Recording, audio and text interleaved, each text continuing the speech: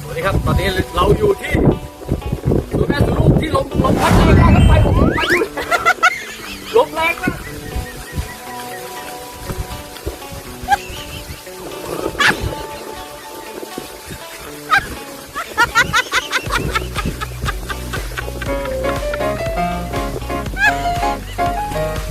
เช้านี้มีฝนตกลินๆพร้อมกับลมที่พัดแรงมากเราอยู่ที่สวนแม่สวนลูกครับ